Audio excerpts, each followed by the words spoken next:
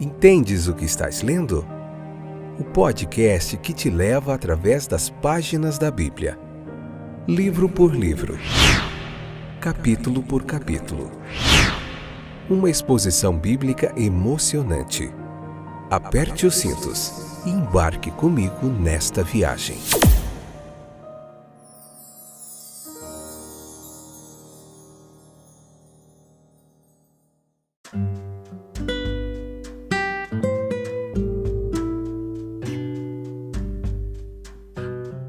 Olá, aqui é o Fábio, eu estou de volta com o podcast Entendes o que estás lendo.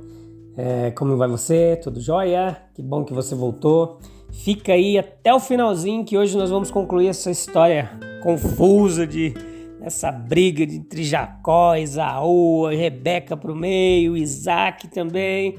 E vamos ver como é que vai terminar essa história, beleza? Vamos lá, hoje o capítulo 25, a parte 2 do livro de Gênesis. Então, incluída nessa bênção que Isaac daria ao primogênito, estava a promessa feita por Deus a Abraão, e que seria transmitida de uma geração após outra. Então, era por isso que Jacó ansiava tanto por ela, pelaquela bênção. Ele avaliou corretamente as vantagens espirituais relacionadas a isso.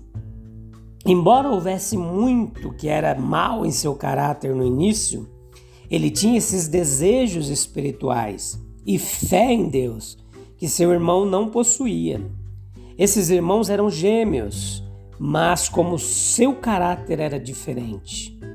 Pode ter sido que Jacó, sabendo que tinha a mesma idade, também sentiu que tinha o mesmo direito de ser considerado primogênito.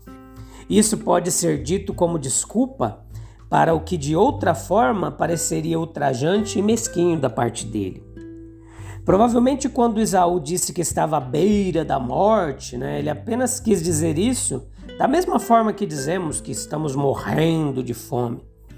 Jacó ele pede a transferência da bênção, da primogenitura, porque sabia também que seu irmão pouco se importava com isso e porque pode tê-lo ouvido expressar sua indiferença a isso. Então Jacó não poderia ter aceitado com violência e Esaú deveria ter recusado a sugestão com um enfático não. Diga, prefiro morrer do que me desfazer disso. Esaú pode até ter sorrido para Jacó por se importar tanto com aquilo que era de tão pouco valor para ele.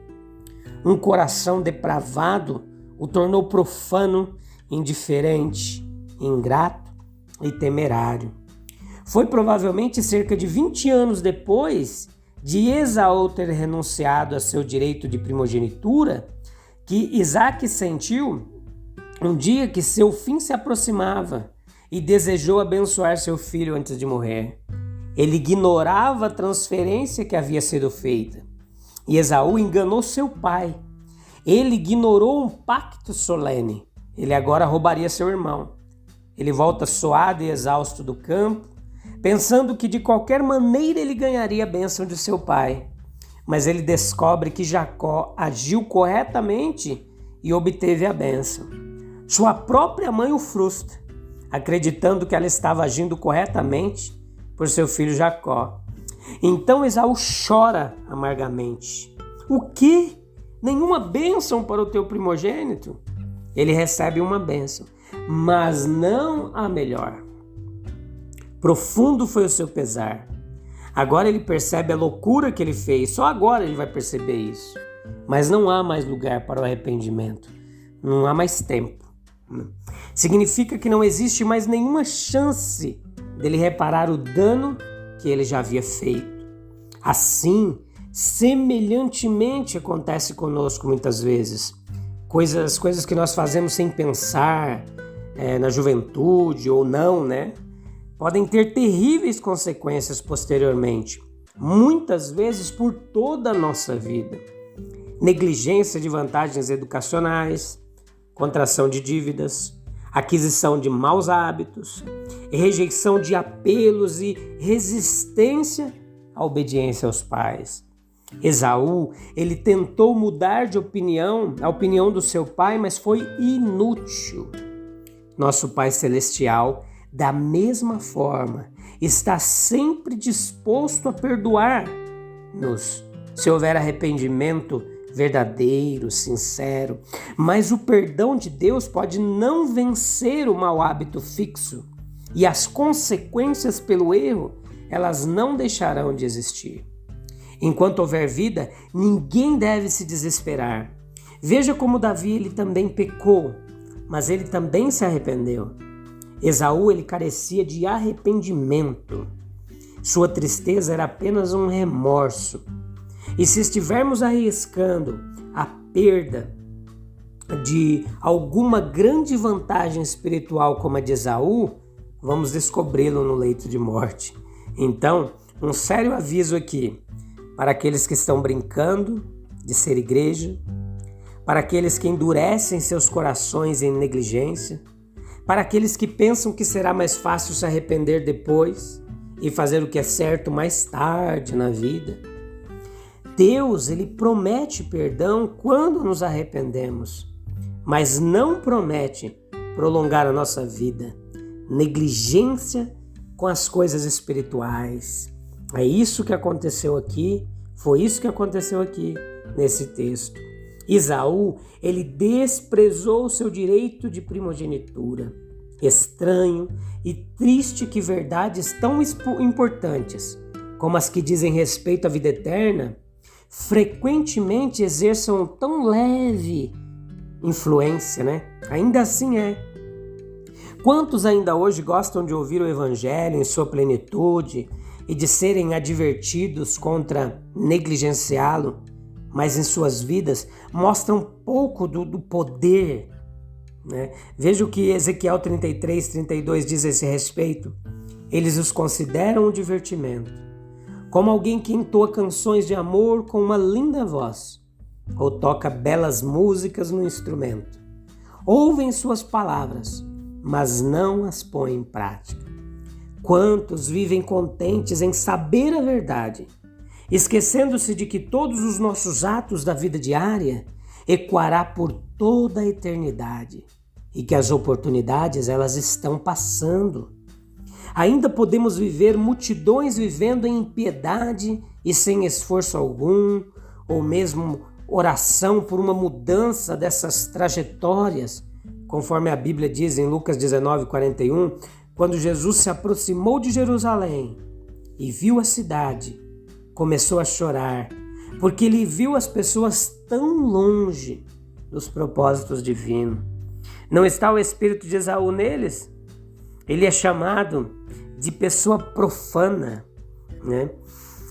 Vigiem para que ninguém seja imoral ou profano como Esaú, que trocou seus direitos como filho mais velho por uma simples refeição.